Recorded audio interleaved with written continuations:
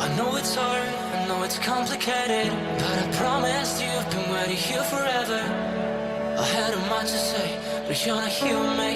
No, we're invincible, like fire in the snow. Trust me when I say you are my beautiful world, and I'm feeling it all. We should make an effort. It's true you're so far away, and it's true you don't feel the same. But if you take my hand, we can try and go back. Starting from scratch, I won't let you go. No, I can't let you go, 'cause you're my gravity, and I will never leave. I won't let you go. No, baby, I will not, because I still believe. You're my gravity. You will never be what I expected. Different frequencies, that's why we ain't connected. You know I will make it through. I got nothing to lose but you. It's true you're so far away, and it's true I can feel the same. It's another day, you know you want me to stay, but I go my way. I won't let you go. No, I can't let you go, 'cause you're my gravity, and I will never leave. I won't let you go. No, baby, I will not, because I still believe. You're my gravity.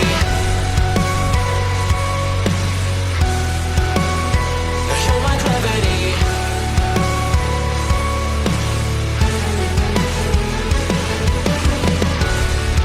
You're calling out my name, but the echo numbs your pain. Sorry, but more than just a shadow, I'm more than just a man. You don't care how I feel, you don't know how I feel. No, you don't know how. I wash away the sorrow till my heart can beat again. You're my gravity. No, you're my gravity.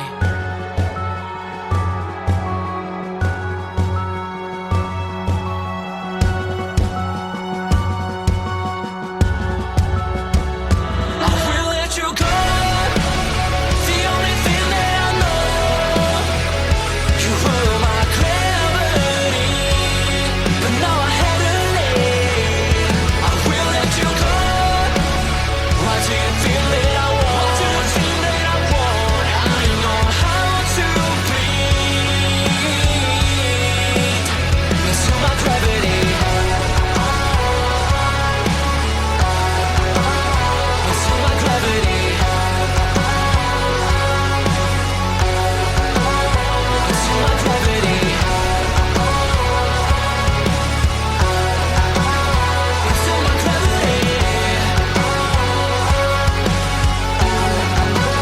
Into my gravity. I know it's hard, I know it's complicated, but I promised you I've been waiting here forever. I had a much to say, but you're not here with me. No, we're invincible, like fire in the snow. Trust me when I say you are my beautiful world, and I'm feeling it all. We should make an effort. It's true you're so far away, and it's true you don't feel the same. But if you take my hand, we can try and go back. Starting from scratch, I won't let you go. No, I can't let you go, 'cause you're my gravity, and I will never leave. I won't let you go. No, baby, I will not.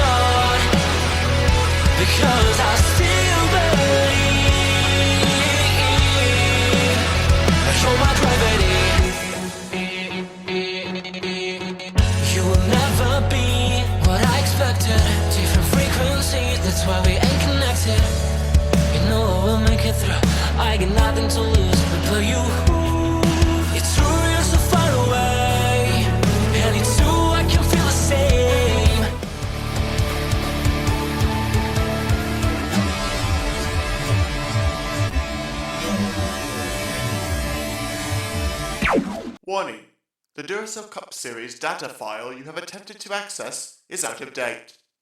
Uploading current file now. It's a brand new car from stem to stern, and it's never been raced at these speeds. The next gen car is opportunity. Everything is different with the exception of like the seat, the steering wheel, and your helmet. Unknown creates excitement. Talking about my generation.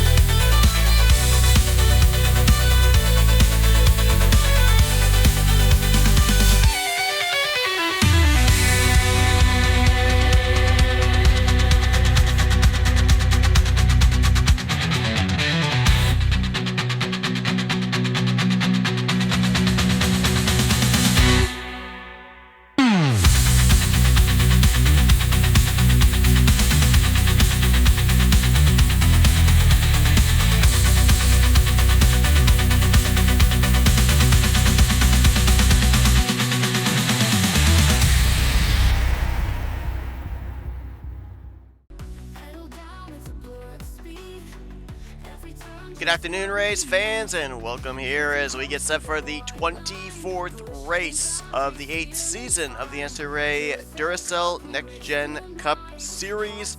Here for the second time ever at the Hanford Speedway, at least for the Cup side, getting ready to cap off what has been an incredible race weekend. Last time we were here at Hanford Speedway, we were in the playoffs back in Season 7. And yes, this track had some growing pains, and there was some questions on whether it was going to be on the chopping block or not. But NNSCRA administration decided to give it another chance, did some tweaks, did some edits, and I think we can safely say, based off of yesterday's Light Series race, absolute success. Incredible race, and cannot wait to see what's going to happen here on the Cup side. Interesting how Hanford comes back and plays just as much of a pivotal role. Yes, it's not in the playoffs, but it is setting the table to set the table to find out who the 16 playoff contenders are going to be here on the Cup side. As we've got this racetrack, Bristol Dirt next week, and then, of course, the regular season finale at Auto Club. This racetrack is so unique, too, because it's kind of dubbed Little Pocono. The reason being, 3 corners, entirely unique in their banking. Turn 1, the most banked. Then a little bit less banking over in turn 2, then the least amount of banking over in turn 3. The difference between this and Pocono, though, is the track length. Pocono, 2.5 miles in length. So we start to talk a lot about fuel and fuel strategy. Here, though, it is much more condensed, 1.375 miles in length and a very worn out surface. So we talk a lot more here this weekend about tires and tire conservation. We saw tires play a huge pivotal part into the outcome of not just who our race winner was yesterday in the Light Series race, but the ability to pass, the ability to be able to gain track position if you started deep in the field. And we saw drivers be able to do just that. We saw comers and goers as to who was able to have the better long-run car and have those good years preserved for the second half of a green flag run. And then, of course, as well, we ended up seeing tires come into play in terms of pit stops. A lot of drivers trying to utilize the undercut, get that 1 or 2 extra outlaps on fresh tires, gain track position, and then try to maintain it for the remainder. We're going to see all of that come into play here in this race, as well as we have an extended 18 laps over the distance the Lights drivers ran yesterday. 81 circuits will be run here this afternoon.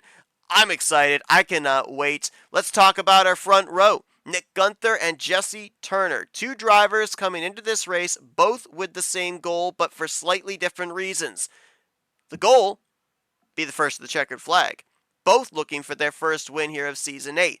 Now for Nick Gunther, he comes into this race 9th in the point standings. Why does he want that win? Well, he's not that far ahead of the 10th in the standings cut line.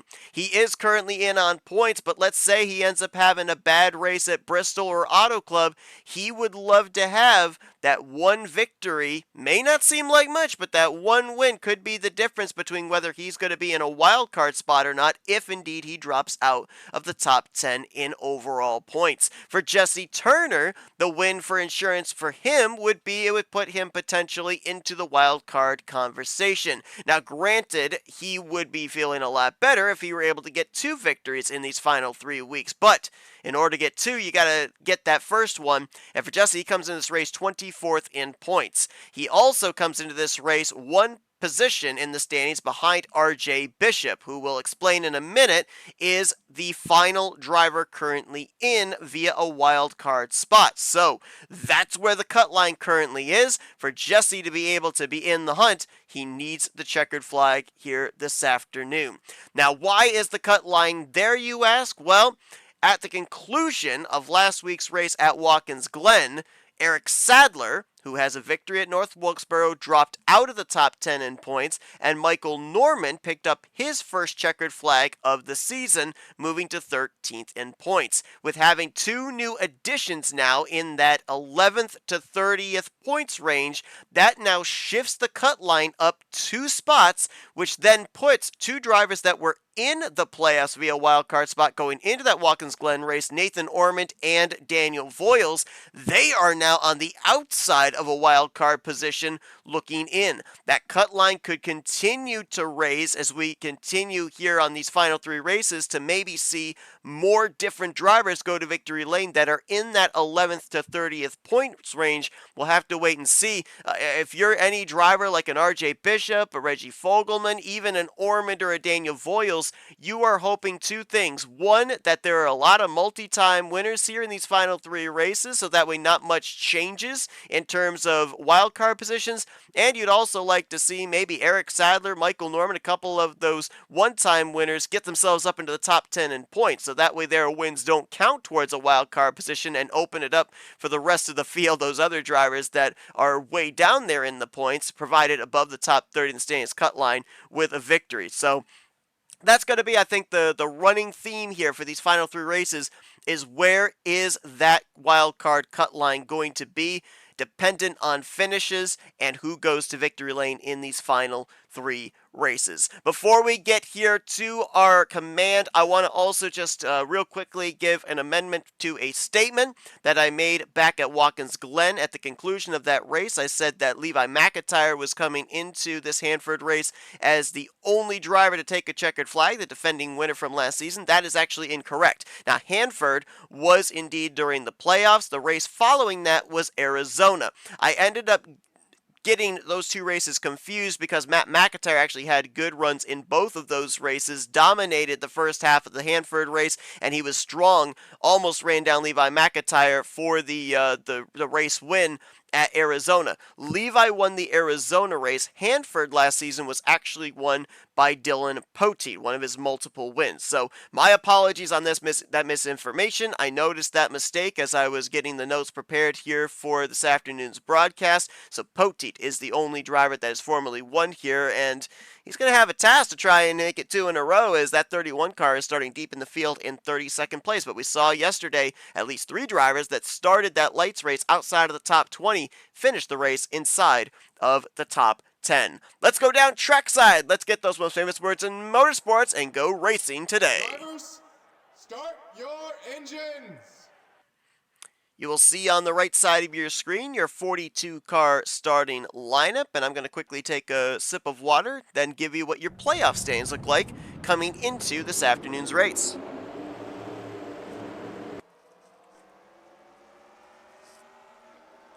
Alright, so Ryan Brommer, he has been on a hot streak as of late, took the points lead over from Levi McIntyre back at Homestead, extended it at Watkins Glen, 40 points in hand over Levi coming into this week. James Qualls sits 3rd in points, 45 points out. Carson Gum moved up a spot to 4th. The 3-time winner is 61 points back, and Alexander Rowe continues to be quietly consistent. He's 5th in points, 74 points back. Summer Henson, a couple weeks removed from her first career win, is 7th. Jack Mitchell moved up a spot, or make that Henson in 6th, rather. Mitchell moved up to 7th. Destin Bolin, 4-time winner, has dropped now to 8th. Nick Gunther, our pole sitter, in 9th. And Quentin Moore moved up into the top 10 once again in that final points-paying playoff position. We'll talk about the wild card spots here in just a moment, But 81 laps await us here at Hanford. The Mini Pocono gets ready to go green. Gunther will lead us into turn 1. Wildcard drivers Matt Haas, 18th in points, multi-time winner. Connor Breton, we'll be talking a little bit more about him as he's 28th in points, multi-time winner. And your one-time winners that have the 3rd through 6th wildcard positions would be Eric Sadler, who dropped out of the top 10 last week, Michael Norman, who won last week, Reggie Fogelman, who's 21st in points, and RJ Bishop is in the final wildcard spot, 23rd in the standings. Nick Gunther going to lead the field back to the start-finish line. He'll get that valuable bonus point for a lap led. Matt Haas now crosses to the inside of Jesse Turner for second. 3 wide further back there. That's around the, well, just outside the top 20, 22nd, 23rd place. As Turner going to cut off Matt Haas. Slots to second, Haas back to third, Ormond in fourth. Kyler Sustre trying to look to his right rear, trying to get around the outside for that position, and Carson Gum right behind him. A couple of Toyota Camrys, along with Summer Henson, our winner from a couple of weeks ago. Turner with a deep dive into 1, looking to take the race lead from Gunther. Gunther gets that exit on the high side. Whoop, not quite clear. He tried to come down in front of Turner. Turner may have cut him a break and had to lift through the center of turn 2. Lost momentum. Gunther clears because of that. Matt Haas tried to draw alongside for the runner-up spot. Can't do it. Turner gets the run off of 3. Let's go back here to around the 7th, 8th, 9th position. Henson up top, Shelton on the bottom. Jose Mills, one of our go-home drivers that qualified into the field this week, making his 2nd start on the season, up the middle. Jose Mills tied, of course, with Carson Gum for most wins all time in Duracell Cup Series competition, 10 apiece. And they are just moments away from being nose to tail with each other. Could the tiebreaker take place here this afternoon between these two?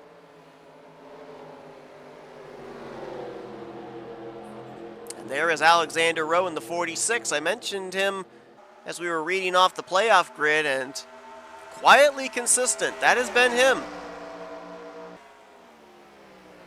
Did lose a spot to Carson Gum, dropped from 4th to 5th after Watkins Glen last week, but he right now sits a total of 33 points ahead of the 10th in the standings, cut line. Has had a great season here with Lake Effect Autosport. The only thing he's missing is a win. It's been a bit of a winless streak here for Alexander Rowe. We haven't seen Alexander Rowe full-time here in the series since back in Season 5 when he drove for Auto Junction Racing along with Diego Yepes and Ryan Butcher behind the wheel of the number 78 Toyota, which actually is right in front of him right there with Summer Henson.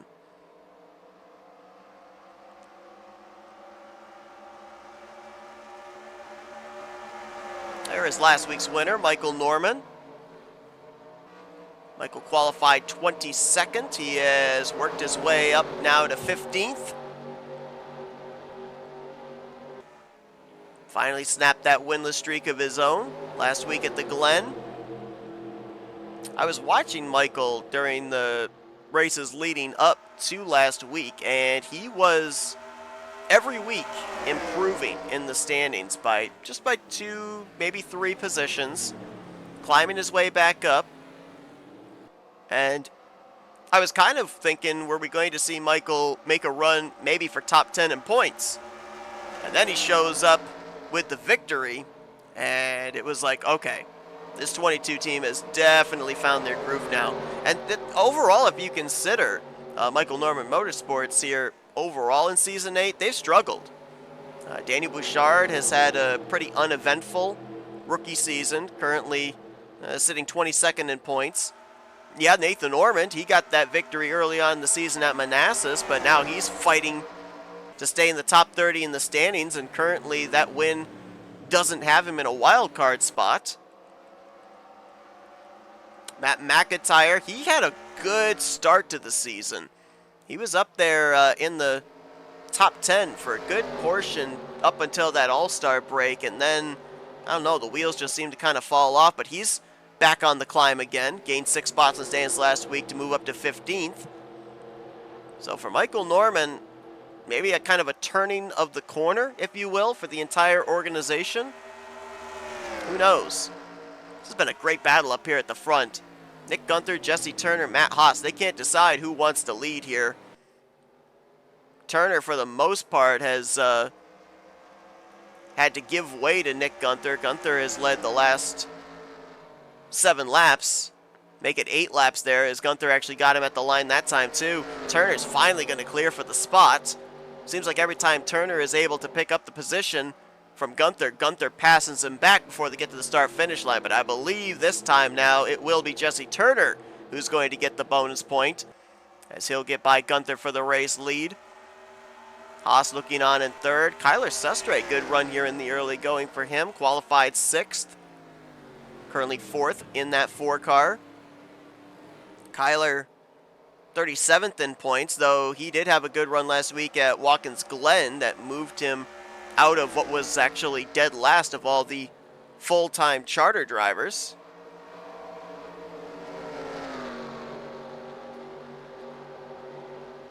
And we mentioned about Nathan Ormond and Daniel Voiles, their situation. Ormond right now running in the 6th position after starting in 3rd.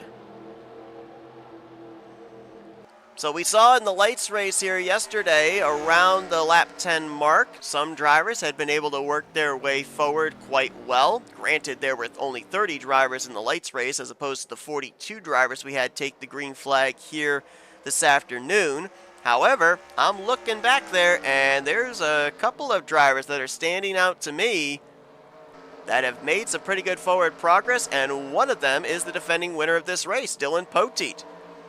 Dylan started 32nd. He has gained 10 spots since the drop of the green flag, now to 22nd, and looking to break into the top 20. We already mentioned about Michael Norman working his way up from 22nd to now 16th. Looking to see if any other drivers have made some major gains.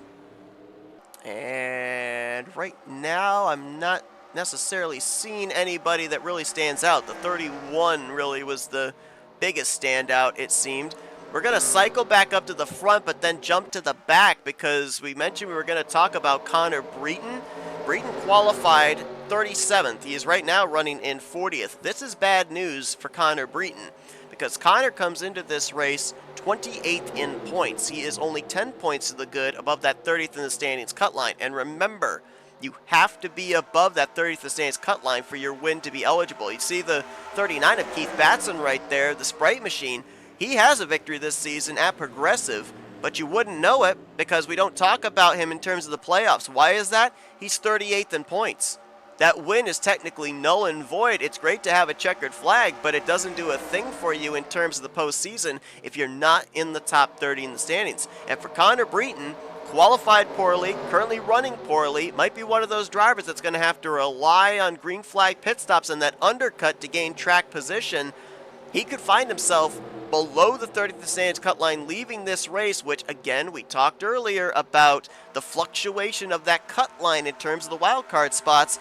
That then gives new life once again to drivers like Daniel Voiles and Nathan Ormond, the departure of a multi-time winner out of a wild card position. Charles Sanford back here, the last car running. Had a great run last week at Watkins Glen. Really for Charles Sanford, he is, in my opinion, the last possibility of S3 Motorsports having 4 straight championships for that organization. Cole Deaver, the finishes have just not been there. Kyle Matthews has struggled the entire season. So is Jessica Shelton. I mean, right now for Shelton and Matthews, they have to win at least 2 of these next 3 races.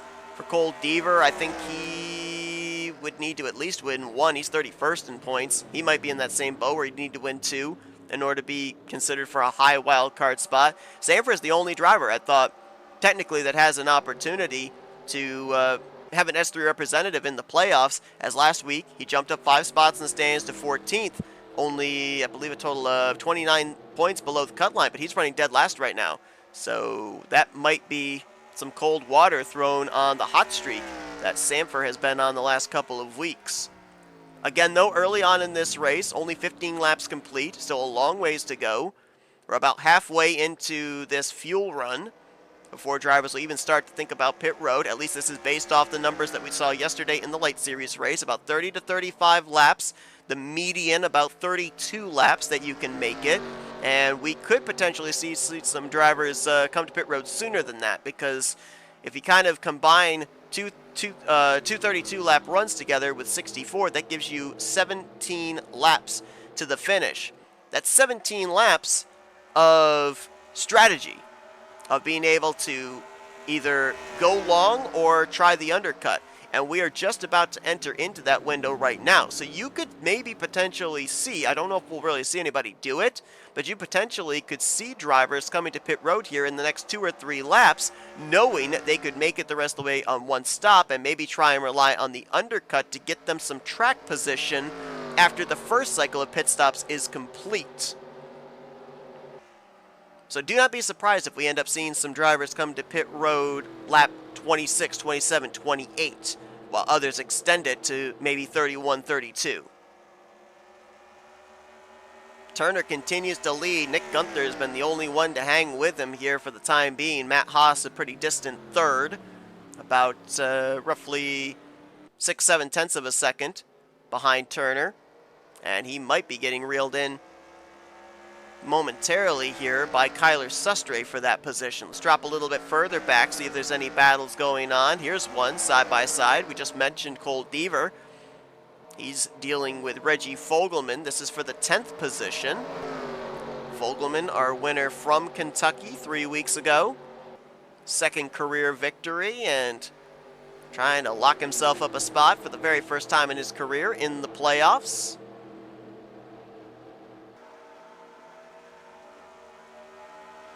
Was able to hold off Deaver, and now crosses to underneath of Summer Henson, so holds off for 10th, looking for 9th into turn 1. Jose Mills making a move there on Deaver. That would be for 11th place, with points leader Ryan Brommer looking on in the Twix Toyota. James Qualls, Michael Norman side by side for 14th behind them. And this is a driver that comes in with a bit of pressure on him, Quentin Moore. We saw him run solidly enough last week at Watkins Glen to leapfrog Eric Sadler, move back to the 10th spot. So right now, he is in a points-paying playoff position, is the Love's Travel Stop Chevrolet Camaro. But he's got to keep that consistency up.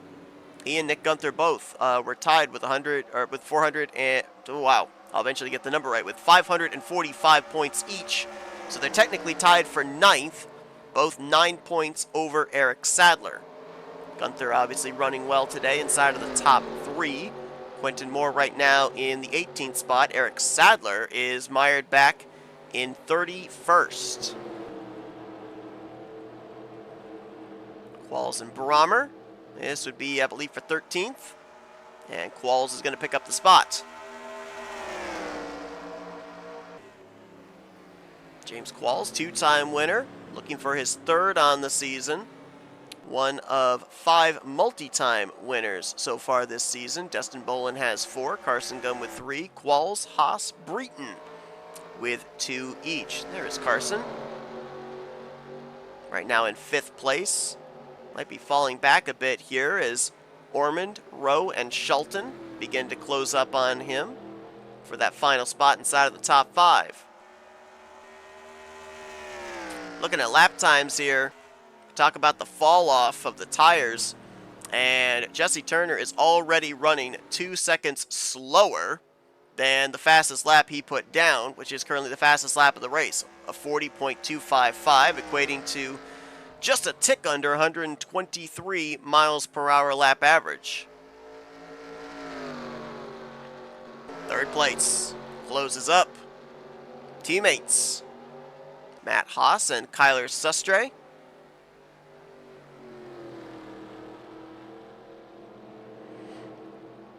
You know, one of the incredible stats that I was looking at coming into this race, I mean, you know, it's usual. We get to this point of the season, there are drivers that haven't gone to victory lane. That's you know, that's typical. We finally have had all of our full-time drivers at least net a top 10 this season, but there are 4 drivers that in the first 23 races of the season have still yet to net a top 5. One of those drivers is Daniel Bouchard, who somehow without a top 5 is still up 22nd in points. The other 3 drivers would be Cole Deaver, Dylan Young, and Austin LaPlante.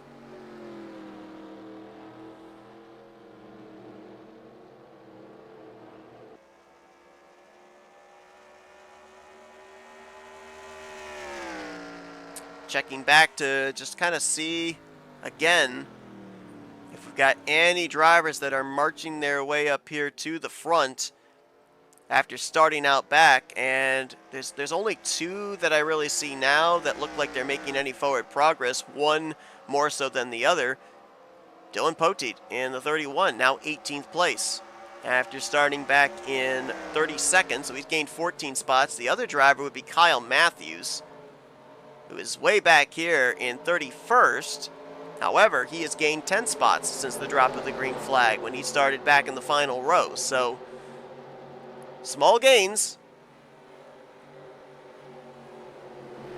Now battling with Caleb Fogler, coming off that podium finish last week. On the flip side, I'm looking to see about drivers that started up towards the front and see if any have really faded back here.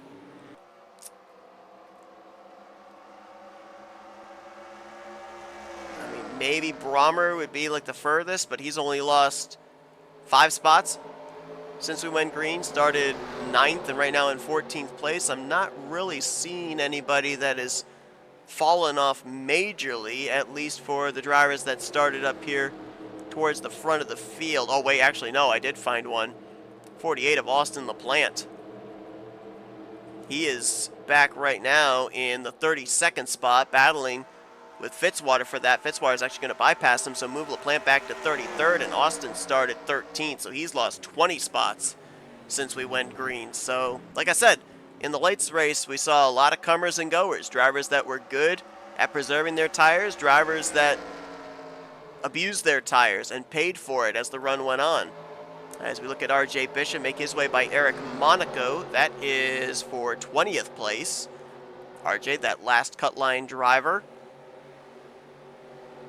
coming into this one, 23rd in points, lost 6 spots in the standings last week. We had a lot of drivers. It's super close, like from 11th to about 25th in points.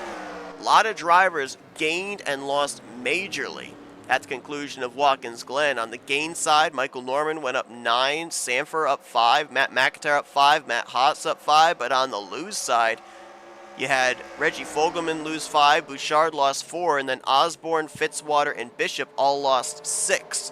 So there was a lot of moving and shaking that went on in the middle portion of the point standings. And same could happen again here this week, depending on how this all plays out. We're very close to these pit stops.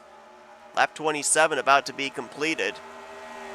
About 5 laps away from when we're going to see everybody probably on pit road here as Alexander Rowe forces the issue to the inside of Nathan Orman. That would be for 5th position. Correction, 6th. And who throws down the gauntlet here? Gunther right back on the bumper of Jesse Turner. If I'm the 55, I'm one of the first to pit road. I might even pit this lap. If Jesse's going to try and stretch it all the way on the fuel window here, I want that 2-3 lap advantage. I want more than just a 1 lap advantage.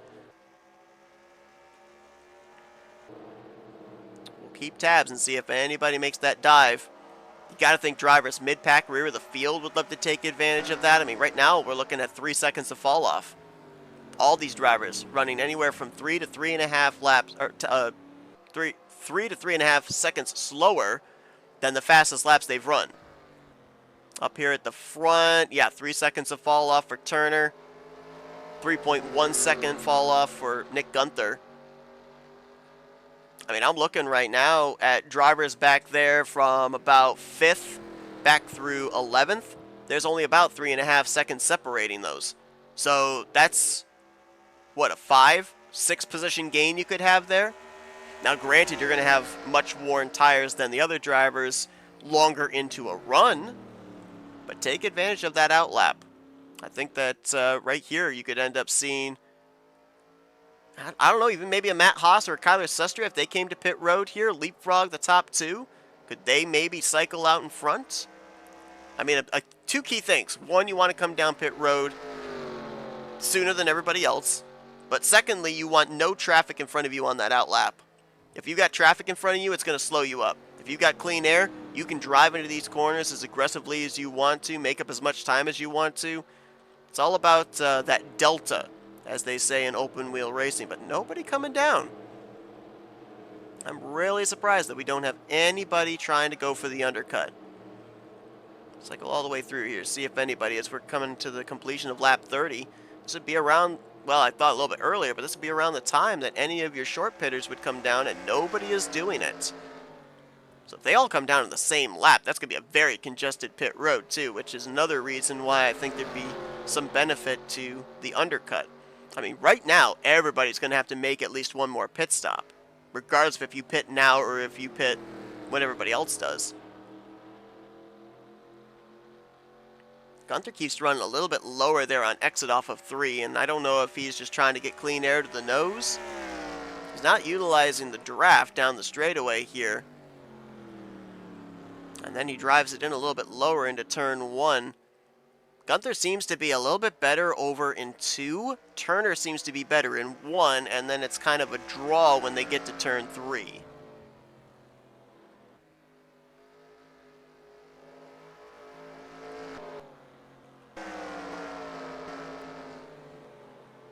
Yeah, still nobody has come down. We're in the window now, where these drivers are going to have to pit. Somewhere within the next 3 laps is about the max we know that they can go, and still nobody going for that undercut. So maybe they're waiting for that final pit stop to do the undercut strategy. I don't know. I would have gone for it now. The field's pretty spread out. I would have taken advantage of those fresh tires right here and now, and then, you know, plan accordingly for the second and final pit stop. Shelton looking to the inside of Alexander Rowe. This is for 5th place, right on the eve of pit stops here. This pit road is rather congested too. It's one of the narrowest pit roads we've got, as Rowe crosses the nose of Shelton, and that's because he's coming in. Kyler Sestre coming in as well. Nick Gunther up ahead has also hit pit road, so he is looking to leapfrog the 47. Some others further back there making some late dives onto pit lane. So Gunther, the pole sitter, going to be the first one on pit road to start this cycle.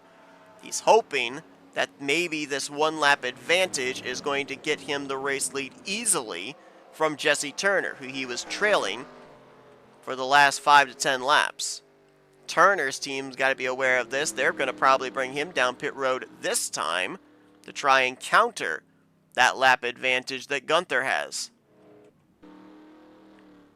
Matt Haas is going to come in as well. Turner is going to have some traffic coming out in front of him here. Ooh, that's not ideal. He's going to get in front of Matt McIntyre. Looks like most everybody's coming down. I believe Michael Norman's staying out an extra lap there in the 22. He's got a win in the bank, so he's going to try and run long. He'll get himself a bonus point there for a lap led, just barely. Got ahead of Jesse Turner across the start-finish line.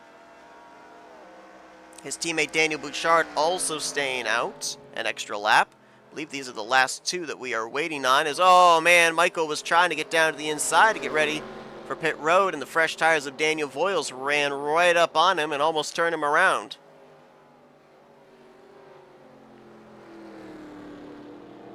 Michael will come in this time. I believe Daniel will also follow him. And now it's a question of where does the lead cycle around to. I think it's going to be Gunther. Yeah, that 1 lap fresher tire advantage on the out lap is going to put Gunther to the lead.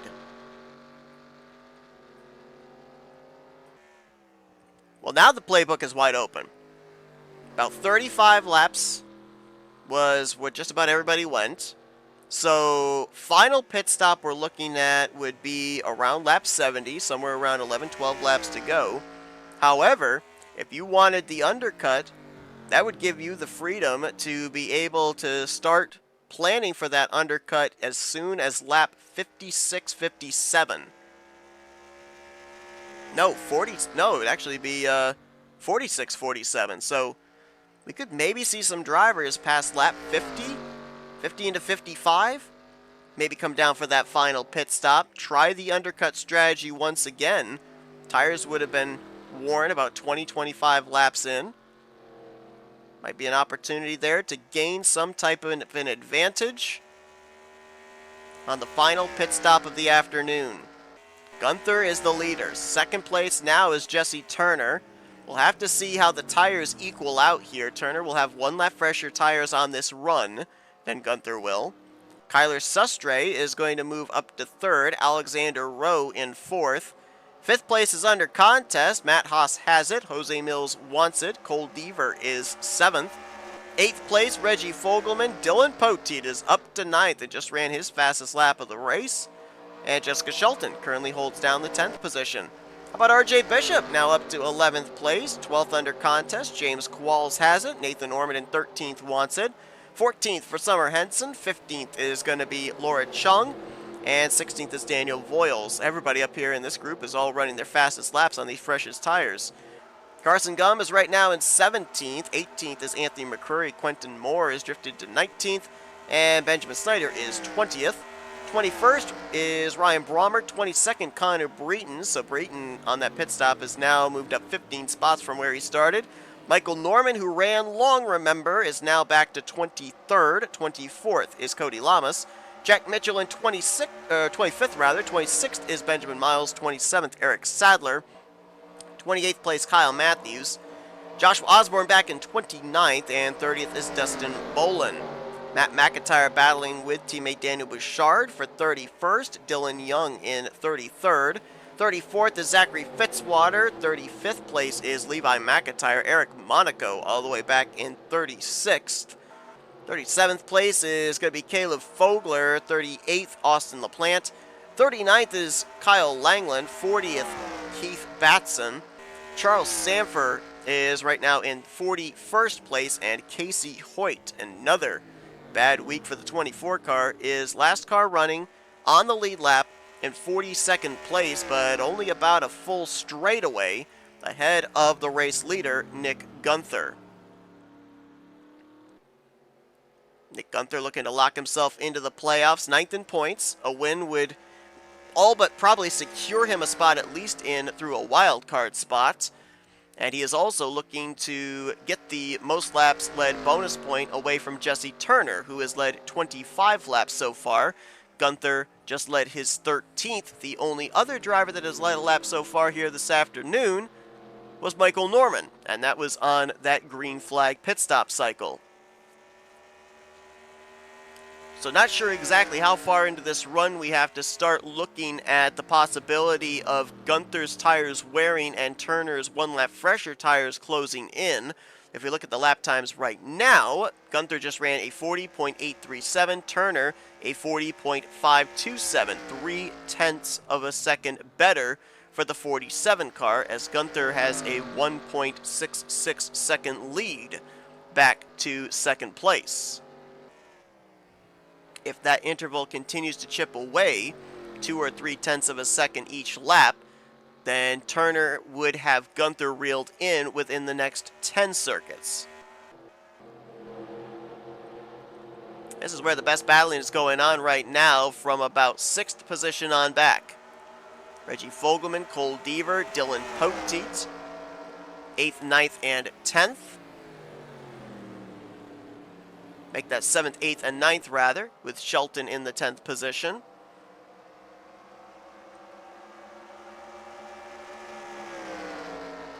Dylan Poteet, RJ Bishop. I believe they were some of those drivers that came down pit road with the short pit strategy.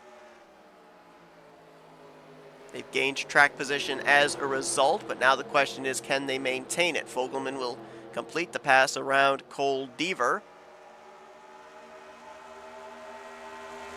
Look at Reggie Fogelman's stats this season, and they look rather meager for a driver that is right now in line to be in the playoffs. 1 win, that's great. 2 top 5s, oof.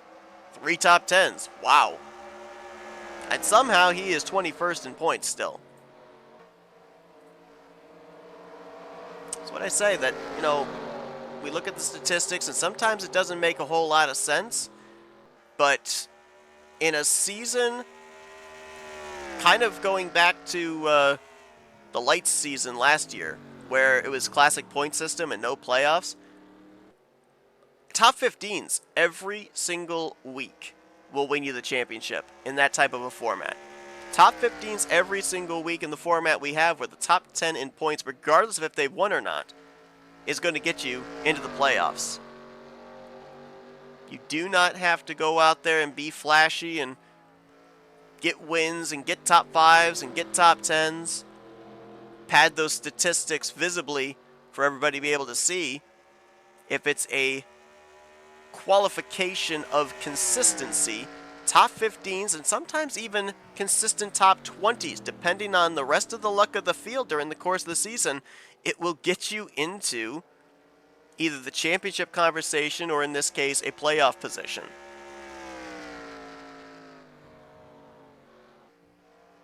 Gunther is in trouble. I don't know if it's the 1 lap fresher tires or Turner has a stronger race car, but Turner is closing up the gap quickly. 3 laps ago it was 1.6 seconds. It is now down to just a second flat, and you can visibly see the 47 is closing. And I believe he is within the slipstream here, which will allow him to close up even more on these straightaways, specifically that front straightaway from 3 over to 1.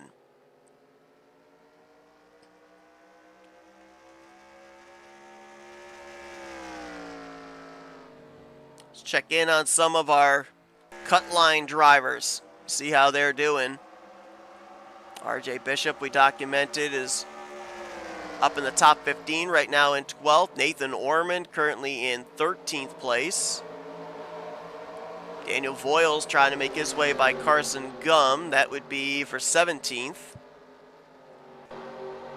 Quentin Moore is back in 19th position. The good news for him is Eric Sadler is nowhere to be seen.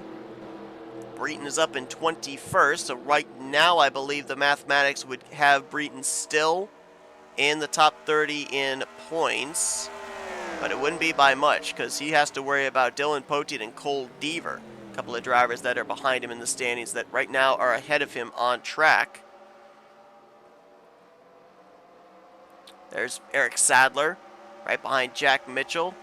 Mitchell worked his way back into the top 10 in points after Homestead, and then moved up another spot after Watkins Glen after finishing 2nd place.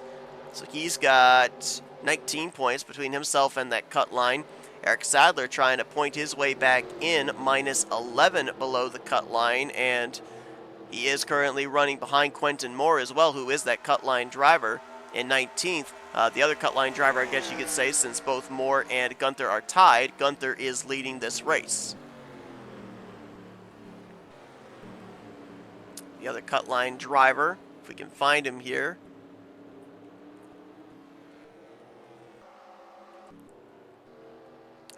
Where is he? I'm trying to find the 45 of Eric Monaco. And we may have cycled through and I might have missed him. Oh, there he is. 32nd right now here for the defending Light Series champion. Eric coming into this race 12th in points. He was 13 points below the cut line, but not right now. Looking like a good day for him. Which is surprising, especially with the fact that both his teammates are running pretty well. Alexander Rowe holding down the 4th position. Jesse Turner trying to run down Nick Gunther for the race lead. So whatever speed they put in 2 of the Auto Junction, or make that the Lake Effect Autosports cars, has not translated over to the rookie. Turner gonna look low on Gunther, ran him down, looks to make quick work here for the race lead. Little deja vu here from the opening laps when Turner was trying to get around Gunther, and it took him a couple of laps to do so.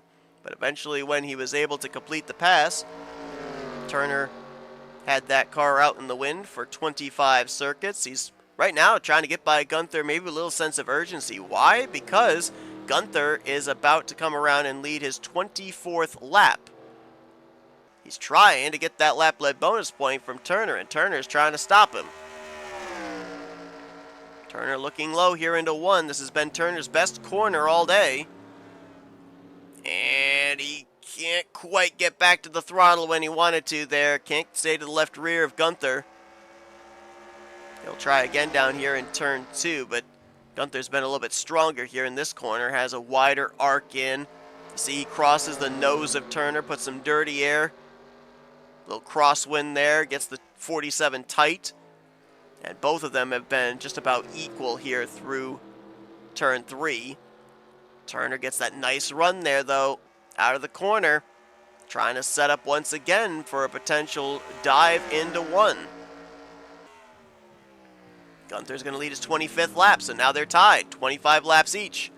Turner tries to move Gunther up the track. Couldn't do it that time either. Gunther is taking the line he wants into 1, and he is forcing Jesse Turner into a bit of an uncomfortable position there in that inside line. You notice that Turner's not going way down low. He's kind of shading the middle, about maybe a half groove lower on entry, trying just to get to the left rear quarter panel. He's not giving Gunther like a full car length of space width-wise as they enter into that corner. He's trying to get right up on that quarter panel, and Gunther is pinning him down. Well, the Mazdas have been fast here today. Anthony McCurry is back in 15th place, and he has the fastest lap of the race now at a 40.154. That was set after the cycle green flag pit stop. Just about everybody ran their fastest lap of the race on their out lap after coming down pit lane for some fresh Goodyears. And they're all going to have to come down pit road at least one more time. But this is an interesting scenario now, as we are about, maybe 17 laps out from the furthest these guys can go before that final pit stop. Gunther's leading. Before on the cycle of pit stops, Gunther was second, and he leapfrogged Jesse Turner by pitting 1 lap sooner. Now the roles are reversed. If you're Jesse Turner, do you consider maybe coming to pit road sooner than the 55 to leapfrog him back? Or if you're Nick Gunther, do you maybe say, I'm not going to give you the opportunity, and you pit sooner than the 47 was planning to be able to maintain the top position? I mean, right now, we're in the window to make it the rest of the way. This next time by, when we hit the stripe, we will be at 27 laps to go. So we have crossed over the 35 lap window threshold. As we will drop back here, and we see a couple of Toyotas working against each other. Poteet and Fogelman, that's for 6th. Dylan Poteet kind of doing here today what Autumn Brooks did in the lights race yesterday when Autumn started from the last row and brought it home in the top 10. Poteet started this race from 32nd, and he is up in the 6th position. Now, I would say that probably any chance that these drivers here, Mills, Rowe, Poteet, Fogelman, would have of winning this race, they would need a caution to come out to bunch the field back up. I mean, these guys right now are running nearly 8 to 9 seconds behind the race leaders. You're not going to be able to make that up on a pit strategy, I don't think. Unless you came to pit road now, I think you would gain 2.5 to 3 seconds every lap and maybe be able to cycle to the front. But then I don't know what kind of tires you'd have for the end of the race. But right now, these drivers are currently just basically battling for 4th place on back because they're too far back right now without the aid of a yellow to get up there in the same zip code as the 55 and the 47. And then Kyler Sustre is just on an island of his own as well, holding down the third position. Let's check lap times. Is he actually being able to close up on the top two? I mean, this side-by-side battling between those two, it might allow him to close up. Honestly, I would not throw that possibility out the window. I'm looking right now, and out of the top three, Sustre ran the fastest lap. Not by much over Jesse Turner, but by almost a half second to Nick Gunther. As Turner completes the pass around Gunther, finally gets to the lead. Now we'll see if the 47 will pull away once again, having that one lap fresher tires than Gunther. And then we'll keep tabs here on the lap times of the Yamaha Mobil 1 Toyota of Kyler Sustre, who is looking to be the third different driver out of Haas Racing to go to victory lane this season. That time by Turner, Gunther much faster than Sustre. Gunther by 0.2, Turner by just about maybe 3.5 tenths. See, Sustre needed them to stay side by side a little bit longer to close up. Utilize the aid of those two drafting each other back via the side draft. But now you can see Turner, after he got around Gunther, he is setting sail.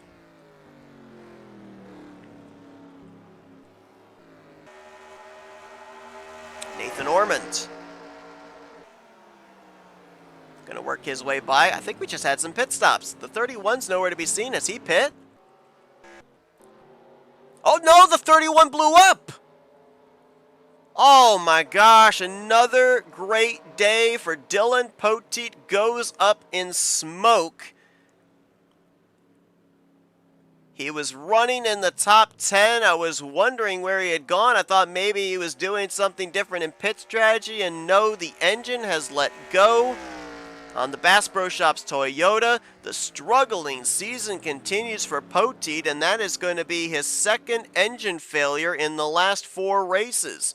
He had one back at Kentucky. As a matter of fact, both the Fortnite Squad Racing Toyotas blew up that night.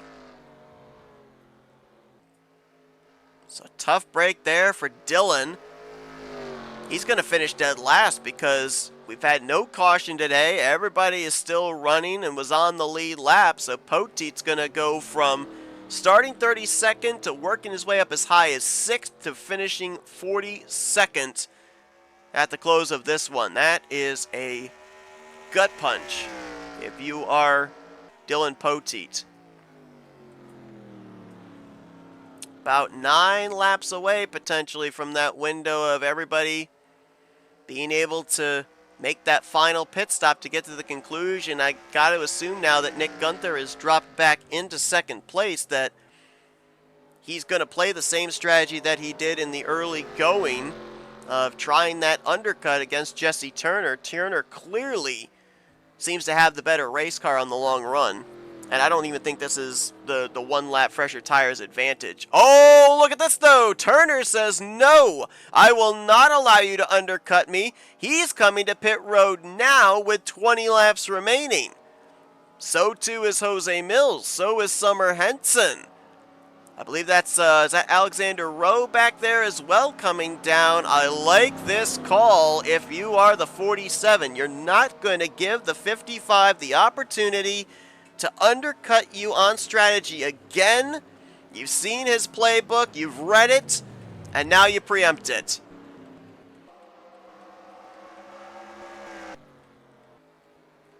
Now if you're Nick Gunther, what do? You probably got to pit, right? No, he's going to run long. He's going to run long and rely on long run speed at the close of this race. So he's going to try and probably go as far as that lap 70 mark. He's going to give up a lot of track time, though, to the 47. The question will be, is he able to make that ground up on the flip side after his pit stop? Caution's out! This changes up everything. Turner just got out ahead of Gunther, so he'll stay on the lead lap. Everybody else, though, may end up being trapped a lap down. that just pit. The last thing that those drivers wanted to see. Caution waves, first time today. What a doozy of a time for it to happen, as Gunther will bring him around here. He'll hit the stripe. Looks like Kyler Sustre, Reggie Fogelman were both on pit road. They're going to be trapped a lap down here. Oh, that is not what about half the field wanted to see, that we're all trying the undercut strategy. And now this changes up everything. I mean, Turner, I think, stayed on the lead lap. He might still cycle to the front. The problem for him is, though, I think he might end up having a bunch of tail end of the lead lap drivers in front of him. Everybody's going to come to pit road that hasn't pit yet. That is a guarantee. And let's see if we can find out what brought this yellow out. Was it something coming to the entrance of pit road? Was it, like, I was looking as Gunther made his way around to see if I could see any skid marks, any smoke. Couldn't find anything indicative of a caution being thrown. Let's try and see if we can find the issue. Was it? No? Trying to look all around the track, see if I can find anybody out of shape, anybody having a problem. I'm gonna just use the pace car here quickly for a reference. Hopefully this wasn't a phantom caution, because that would be a shame if we end up having that. Oh, nope, it wasn't. Nope, there was a legit reason for the caution flying. Laura Chung in the 77. I believe she might have been trying to get to pit road. Anthony McCrory is to the inside, and I don't think Anthony was planning on pitting. And you see Chung turn right down across the nose of the 61. And obviously because of that, misses pit road entry. And because that was up on the racing surface, caution immediately flies.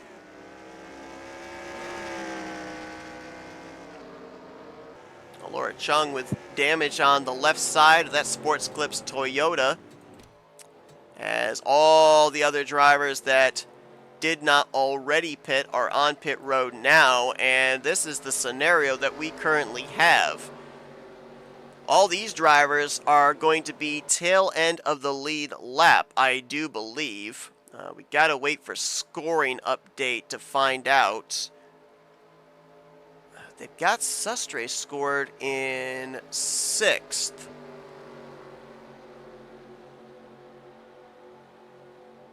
Oh, wow. So according to what I'm seeing at the time of the yellow, only 5 drivers were on the lead lap. Gunther, Haas, Deaver, McCrory, and Turner. So 6th place is up here with Kyler Sustre. Your battle for the win is going to be between 5 drivers. Where is the 55? There he is, right there. There's 2nd. There is 3rd. There is 4th. And somewhere back here, there is 5th. Those are the only drivers right now that can battle for this win. Everybody else is either tail end of the lead lap right in front of them or a lap down. And there go those lap down cars. Now this is interesting because I believe those lap down cars are going to be able to go up there, and I think, correct me if I'm wrong, they're going to be able to gain positions against the tail end of the lead lap drivers. Because this puts them back in the tail end of the lead lap as well. So wouldn't that mean that I think the first car, which is Kyle Matthews, he's actually going to go up there, and that now puts him in a battle for 6th? With Kyler Sustre, this is a very weird formation. These 5 drivers tail end of the field, they are the drivers that are battling for this win. If a caution comes out, a lot more drivers are going to get into this conversation, but we've gone green for over 60 laps here. Cautions breed cautions, though. We'll see. We'll see what happens here. Kyler Sustre is going to get us back under the green as the lead car up front, but Nick Gunther is the race leader. Matt Haas in second, Cole Deaver third, Anthony McCurry fourth, Jesse Turner in fifth. 4 of these drivers looking for their first win on the season. One's looking for the first win of his career, and Haas is looking to pad his wildcard spot. Yeah, exactly what I said is what happened. All those lap-down cars went to the inside line, went up to the front. Eric Monaco crossed the line, I think it was in 23rd the last time by. This previous time by, he's now up in 7th. So all those lap cars caught a break, and they're now up there, a bunch of them battling inside of the top 10 when they were scheduled to be running around the 20 to 25th position. It is very, very confusing. And we're 4 wide in front of the race leaders. Here comes Deaver looking low. Gunther trying to get around the outside of LaPlante. He'll do so. He'll get some lap cars between himself and second. Now it comes down to who's the best in getting through traffic. That's what's going to decide this race. Gunther trapped behind Ryan Brommer. Now goes to the middle. Haas, McCurry, Turner still wadded back there. Deaver right now appears to be the only one trying to make moves to snipe this win away from Gunther, who has led the most laps so far today. And we're closing up on 10 to go. Here comes Deaver, looking to the inside. Again, if you're just tuning in, the 55, the 3, the 61, the 8, and the 47 are the only drivers eligible to win this race right now. Everybody else in front of them is on the tail end of the lead lap. Those behind them are a lap down. Deaver crosses low, 3 wide on Laura Chung for the race lead. Can he clear off of turn 3? Battle back to the stripe. Deaver might lead this lap. He might get this race lead into 1. Now he gets put in the middle, 4 wide by Austin LaPlante, but Deaver is clear to the point. 4 wide still. Gunther, Chung, LaPlante backs out of it. Gunther gets the lead back out of 1, heading into 2. Deaver crosses the bottom 3 wide, however. Great battle here for the win, but not the way that they wanted to do it. Traffic galore. Now Matt Haas making some moves back there. He's in 3rd place. McCurry and Turner side by side for 4th. Bunch of different battles going on right now. You've got the battle up at the front for 6th position, right now being held by Kyler Sustre. You've got the battle back here of drivers trying to finish on the lead lap or maybe stay on the lead lap in case a yellow comes out. And then you've got the battle for the eventual win here taking place in this mosh pit of traffic. Deaver and Gunther still side by side. Deaver keeps trying the bottom. Gunther keeps getting the better run off the corner. And now Gunther, I believe, is fully clear for the top spot. Matt Haas trying to shoot up the middle, put the pressure on Deaver for 2nd place. But now Gunther can try to go to work on putting some cars between himself and 2nd, whoever it may be. Right now, it's Deaver. Maybe Matt Haas, as he'll send it 4 wide into 1. Made it stick. Can he get the run off the corner is going to be the question. He'll lose a spot there to Benjamin Miles, but he might be able to keep the 3 of Deaver behind him. Nope, Deaver up there on the top. Look who's back here a lap down now. Ryan Brommer, the points leader. Right now, Brommer and LaPlante are the only 2 drivers scored a lap down. Miles and Chung and Lamas trying to stay on the tail end of the lead lap. Actually, no correction. Gunther's bypassed those 3 as well. Jack Mitchell and Destin Bolin are now on the tail end of the lead lap. 3 wide up ahead of the race leader there as he'll try to the inside of Jack Mitchell. I feel like Gunther is staying to the bottom where it's safe. If you're anybody trying to take this win away from him, you're going to have to probably go up to the top. Now Gunther goes up to the top, though.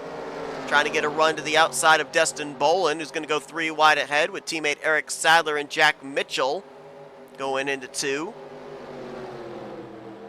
I'm sorry, that's into 3. Gunther right now firmly in control. Matt Haas looks like he'd be the next challenger if he can get up there. Drives it in deep there, gets to the left rear quarter panel of Gunther, but now Gunther's going to get that run. And Deaver will come up back alongside of Matt Haas. Almost got him in the right rear quarter panel, actually. Man, the timing of that yellow was awful. But it is what it is. Sometimes these things happen, especially when you've got the long green flag runs and the green flag pit stops. Would have loved to have seen how that cycled out. I would have to assume Jesse Turner was probably going to win this race on the strategy call there to short pit. He had the stronger car between himself and Gunther. But Gunther played the long game, got the caution he wanted, so the gamble paid off. Or did it? Matt Haas has now jumped to the outside, and he is on the back bumper of Nick Gunther. Coming to 5 to go this time by, looking low for the top spot. Gunther should have a better run here off the corner unless Matt Haas can drive it deep into the inside 3 wide here. Oh, wait a minute. The draft actually was on the bottom that time. And Haas, is he clear? Not quite. Gunther's gonna battle back.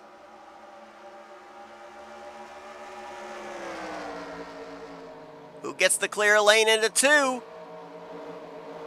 Neither one, but Haas. Oh, he's still not clear. Can he complete the pass here into 3? I think he just outbroke him. I think Haas is clear. Matt Haas is gonna go to the point. Matt Haas coming around here to 4 to go. New leader. Gunther now back to 2nd. Deaver there in a distant 3rd. And now, what does Matt Haas do? He'll go to the bottom on Destin Bolin. I feel like he probably would have been better off running the top. Looks like Gunther has lost a little bit of ground there. Deaver's got to get by Benjamin Miles to make this a 3-car fight for the win. Now Matt Haas looking low on Quentin Moore. That's not going to work. Moore going to throw the block on him. These guys don't care if there's a battle for the win. They want to finish this race on the lead lap. They're also fighting for positions themselves. Haas now going to look low on Moore. Maybe go 3 wide. Watch for Nick Gunther. He's going to try to shoot up the middle. Lane is blocked there, though, by the 89. Can he draw alongside here down the straightaway? Headed for turn 2. Oh, he wanted to shoot the gap, did Gunther. Not able to do so, though. However, that run's going to be up on that top side. Haas has to check up because of Quentin Moore. Gunther has to check up because of Destin Bolin. Who gets the better run here down the front straightaway? Is it the inside or the outside? Looks like it's going to be the inside for the time being. Gunther going to now go down to the bottom. He'll block off Benjamin Miles. Looks low on Destin Bolin. Now he's on the bumper of Matt Haas with 2 to go. Looks like Anthony McCurry, Jesse Turner, they're not going to be in this conversation for the win. They're still going to net top 5s. Anthony in 4th, Jesse Turner in 5th, so it'll be good points days for both of them. Deaver trying to get up here. Gunther thought about the top. Destin Bolin had that line covered. He'll go back down to the bottom behind Matt Haas. And the top 2 are going to be nose to tail going into turn 1 here with the white flag in the air. Eric Monaco on pit road. Unscheduled pit stop late for the rookie. Destin now pulls down in front of Nick Gunther. That could be all she wrote. That could be the blockade that Matt Haas needed.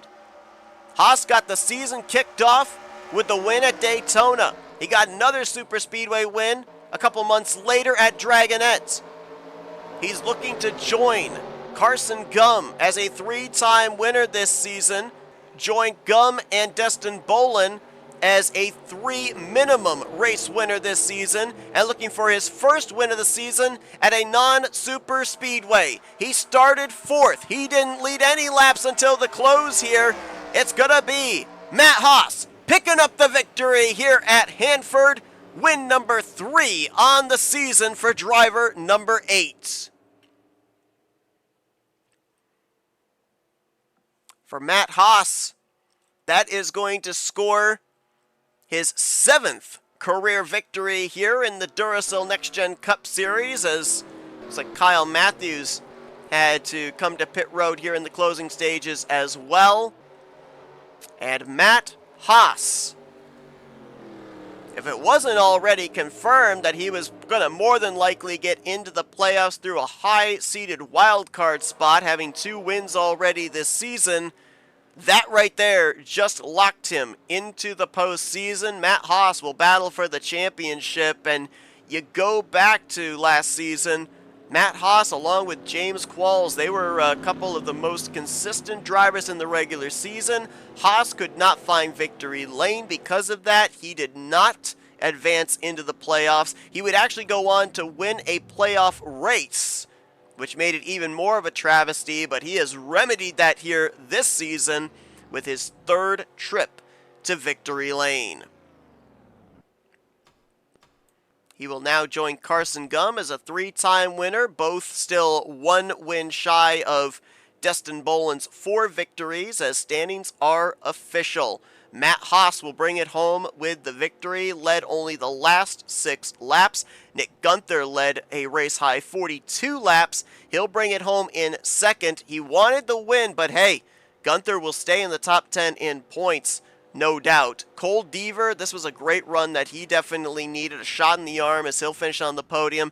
Anthony McCurry, another driver that really needed a good run here today, brings home in 4th. And Jesse Turner will finish in 5th. Now, it's still not outside the realm of possibility. He's got to win between Bristol Dirt and Auto Club, but these are going to be some good points for Turner as he'll work his way up higher in the point standings. And with there being a repeat winner here in Matt Haas, a win for Jesse Turner and a number of other drivers here in these next 2 races could be a wild card clinch. Kyler Sustre, he was the driver that led us to that final green flag, since he was the driver on the tail end of the lead lap. Good run for him. Going to finish in 6th after a great qualifying effort as well.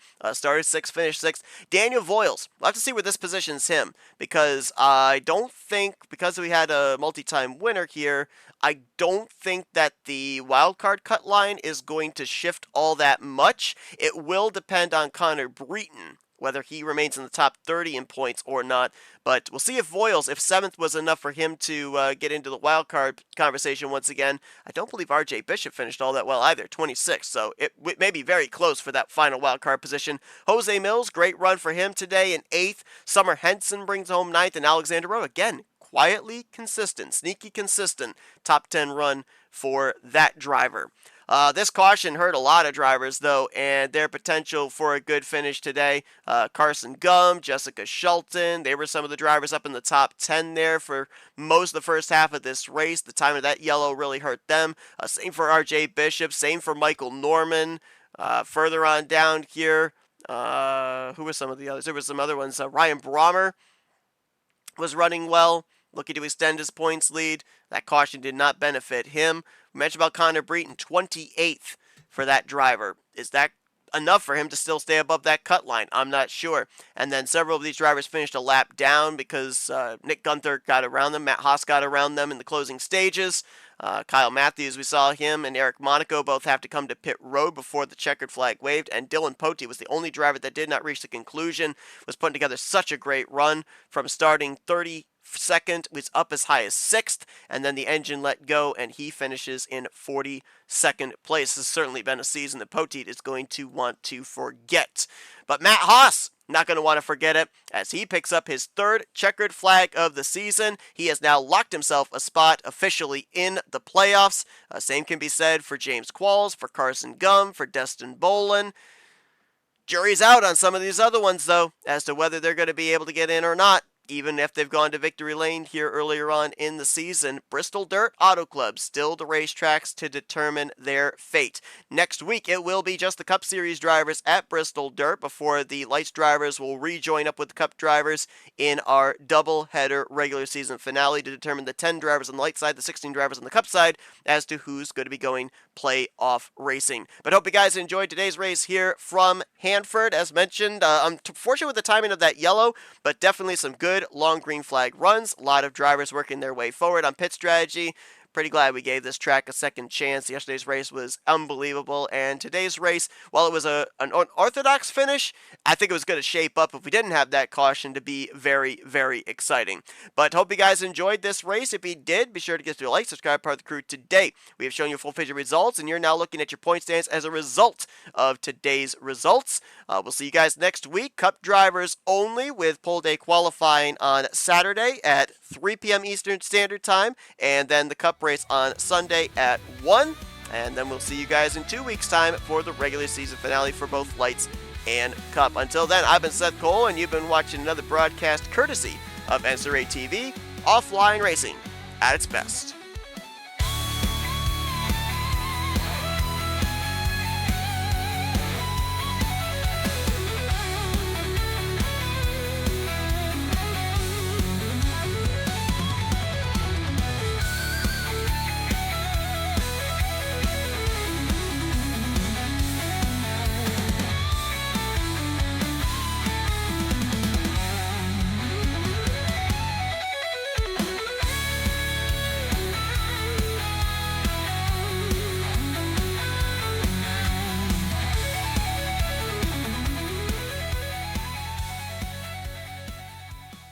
The following has been a presentation of NNSCRA TV for the private use of our audience. Any other use of this telecast or any pictures, descriptions, or accounts of the game without the consent of the NNSCRA is prohibited.